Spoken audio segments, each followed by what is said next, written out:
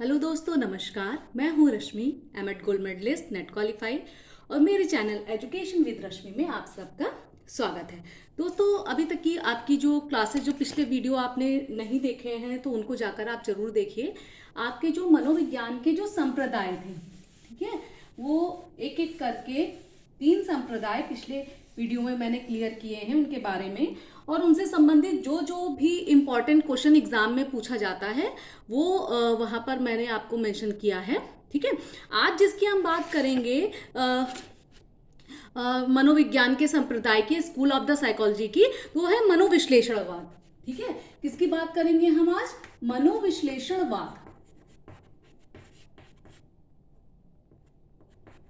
मनोविश्लेषणवाद यानी कि साइको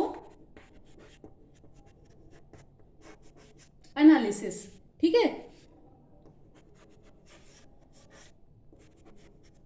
ठीक है, आज हम बात करने वाले हैं मनोविश्लेषणवाद यानी कि साइको एनालिसिस। ठीक, आपका जो मनोविज्ञान के संप्रदाय क्रम से आए उनमें जो 19वीं शताब्दी के आसपास ये वाला संप्रदाय आया, कौन सा? मनोविश्लेषणवाद आया, साइको एनालिटिकल थ्योरी आया। ठीक है, अब इसके सबसे पहले हम प्रवर्तक की बात करते हैं।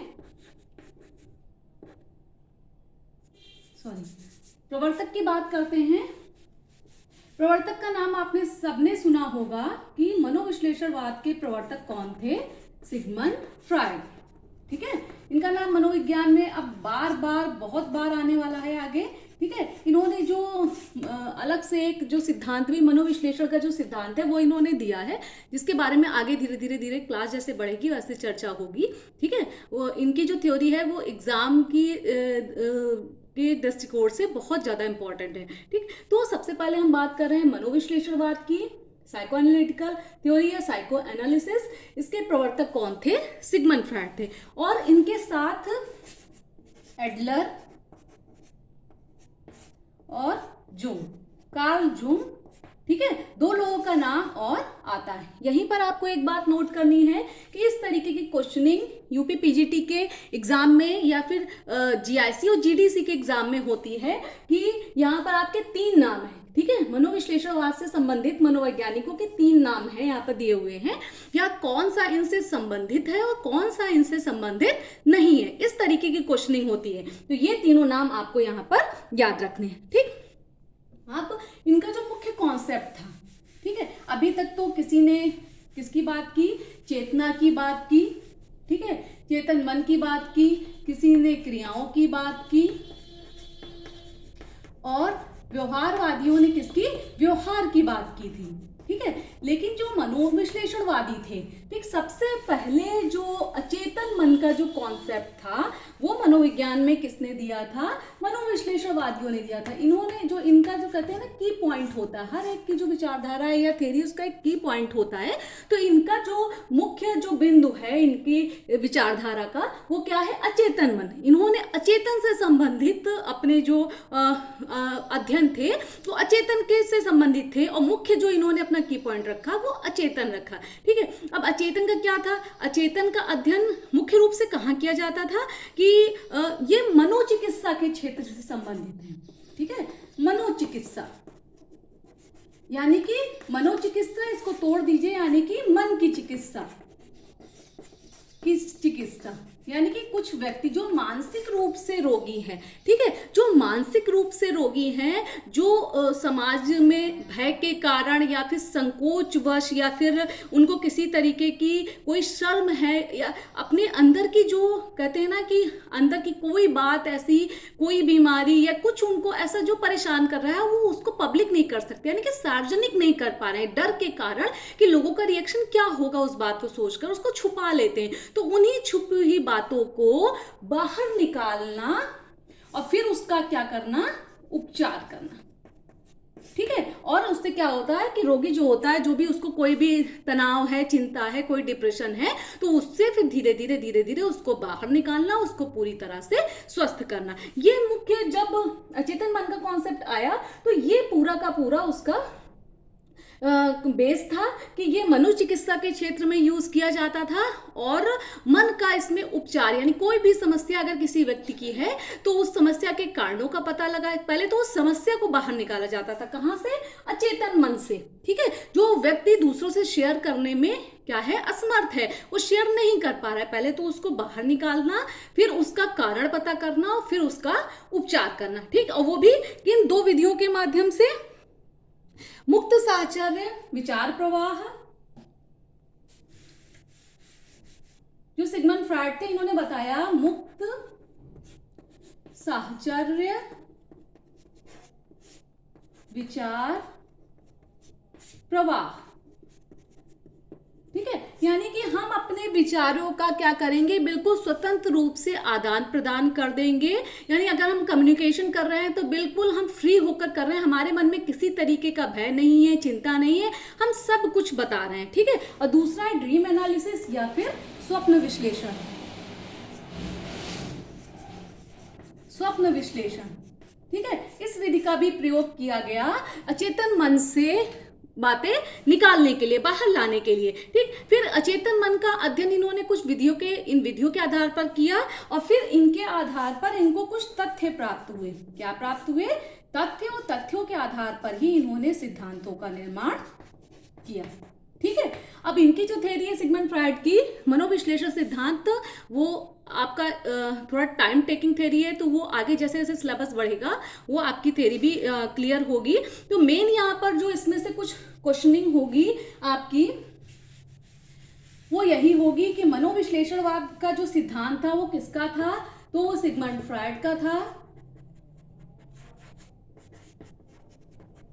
इसका की पॉइंट क्या था? यानी कि अचेतन पर अध्ययन।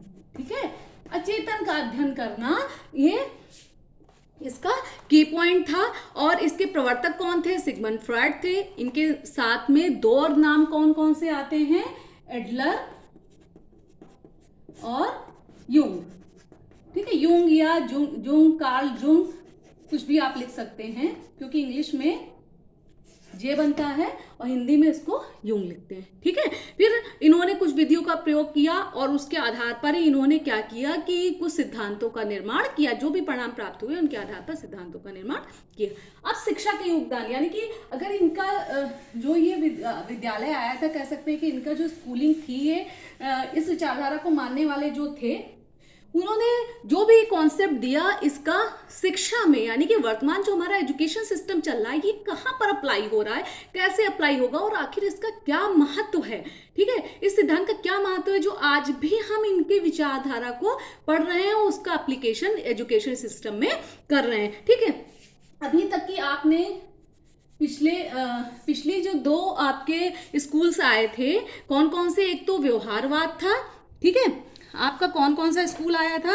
एक तो आपका था व्यवहारवाद,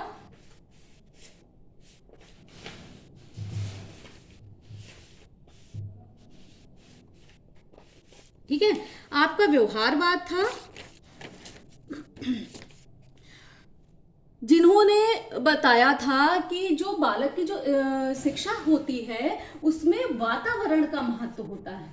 ठीक है, ये क्वेश्चनिंग कभी कभी हो जाती है और थोड़ा सा कंफ्यूजिंग है, इसलिए क्योंकि बहुत नॉर्मल सी बात है और लोग उस पर ज़्यादा ध्यान नहीं देते। ठीक है, व्यवहारवादियों ने कहा कि शिक्षा के लिए किसकी ज़रूरत है?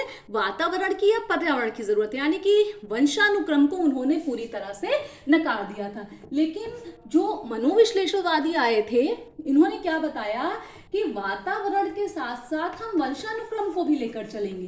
ठीक है, ये नहीं हम कह सकते केवल कि जो बच्चा है उसका विकास केवल और केवल किससे? वातावरण से नहीं होगा। अगर हम वंशानुक्रम, वातावरण, यानी कि जो अपने पूर्वजों से लेकर वो पैदा हुआ है, यानी कि उसका जो वंशानुक्रम है उसमें कुछ ना कुछ, वो कहते हैं ना कि कुछ बच्चे गॉड गिफ्टेड होते हैं, तो गॉड गिफ्टेड का मतलब क्या होता है कि वंशानुक्रम वो लेकर पैदा हुआ है।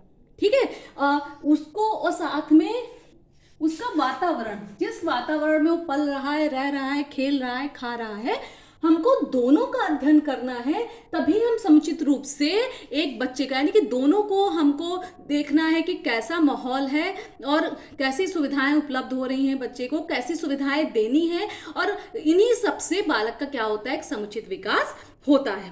ठीक है, फिर हम बात करते हैं कि इन्होंने शिक्षा में व्यवहारवादियों ने केवल क्या बताया था, व्यवहारिक पक्ष, यानी कि व्यवहारवादियों ने कहा था कि बालक के विकास में व्यवहारिक पक्ष ज्यादा महत्वपूर्ण, यानी करके सीखेगा, यानी व्यवहार, वो जो कुछ कर रहा है उसके माध्यम से वो सीख रहा है। और लेकिन यहाँ पर जो मनोविश्लेषणवादी थे उन्होंने कहा नहीं नहीं, व्यवहार तो हमारे लिए जरूरी है, यानी करके सीखना हमारे लिए जरूरी है, लेकिन उसके साथ साथ जो सैद्धांतिक पक्ष है, ठीक है, जो हमारा सैद्धांतिक पक्ष है वो भी जरूरी है। ऐसे नहीं कि हर चीज हम करके ही सीखेंगे, कुछ चीजें हमें थ्योरी के रूप में भी बच्चों को सिखानी जरूरी होती है। ठीक, तो 2 कंपैरिजन और यहाँ पर 4 क्वेश्चनिंग 4 तरीके के निकल के आपकी आई सामने कि वातावरण के संबंध में व्यवहारवादियों ने कहा था कि वातावरण बच्चे के विकास में आवश्यक होता है, वंशानुक्रम को उन्होंने पूरी तरह से नकार दिया था। लेकिन जो मनोविश्लेषणवादी थे उन्होंने कहा नहीं, वातावरण के साथ वंशानुक्रम का भी उतना ही महत्वपूर्ण स्थान होता है किसी बच्चे के विकास में। ठीक है, अब दूसरा पॉइंट ये आया कि व्यवहारवादियों ने केवल व्यवहारिक पक्ष को महत्व दिया, जबकि मनोविश्लेषणवादियों ने क्या कहा कि नहीं, व्यवहारिक पक्ष के साथ साथ सैद्धांतिक पक्ष की भी शिक्षा देना बच्चे के लिए बहुत जरूरी है। ठीक, फिर इन्होंने संवेगों के महत्व के बारे में बताया कि संवेगों का अपना अलग महत्व होता है शिक्षा के दृष्टिकोण से। ठीक है, फिर इन्होंने क्या बताया कि एक पॉइंट जो आपको नोट करना है कि जो प्रकृतिवादी थे, साइकोलॉजी में आपने फिलॉसफी में आपने पढ़ा होगा प्रकृतिवाद। तो जो प्रकृतिवादी थे, प्रकृतिवादी जो फिलोसफर थे, उन्होंने सिद्धांत दिया था स्वतंत्रता का सिद्धांत, स्वतंत्रता का सिद्धांत, यानी कि बच्चे को क्या करना है, पूरी तरह से फ्री छोड़ देना है, अपने आप करके सीखेगा, देख के सीखेगा, जैसे मन होगा वैसे सीखेगा, बस उसको फ्री छोड़ देना है, उस पर किसी भी तरीके का कोई बंधन, कोई भी बाउंडेशन नहीं लगाना है, उसको फ्री छोड़ देना। ठीक है, तो जो ये मनोविश्लेषणवादी थे ये इसके समर्थक थे। ठीक है, ये क्वेश्चन किसी एग्जाम में भी पूछा गया है, मुझे ध्यान नहीं आ रहा किसमें पूछा गया है। ठीक है, तो इसको आपको कहीं नोट कर लेना है कि अगर आपसे क्वेश्चनिंग होती है कि या तो आपके 2 तरीके से क्वेश्चनिंग होती है कि मनोविश्लेषणवादी किस आपकी फिलोसफिकल विचारधारा के समर्थक थे, तो उसमें प्रकृतिवाद या आदर्शवाद और आपका यथार्थवाद इस तरीके का भी ऑप्शन हो सकता है, या फिर किस सिद्धांत के समर्थक थे। ठीक है, तो उसमें प्रकृतिवादियों के स्वतंत्रता के सिद्धांत के समर्थक थे, या फिर प्रकृतिवादियों के स्वतंत्रता के सिद्धांत के समर्थक कौन सा मनोवैज्ञानिक संप्रदाय था, तो वो होगा मनोविश्लेषणवाद। ठीक है, तो ये आपका मनोविश्लेषणवाद या फिर कह लीजिए स्कूल्स ऑफ साइकोलॉजी जो था वो उसका कॉन्सेप्ट आई थिंक आपको क्लियर हो गया होगा पूरा, और इम्पॉर्टेंट है, और इसमें से 5-6 तरीके के क्वेश्चन जो निकल कर आए वो भी मैंने आपको बता दिया है।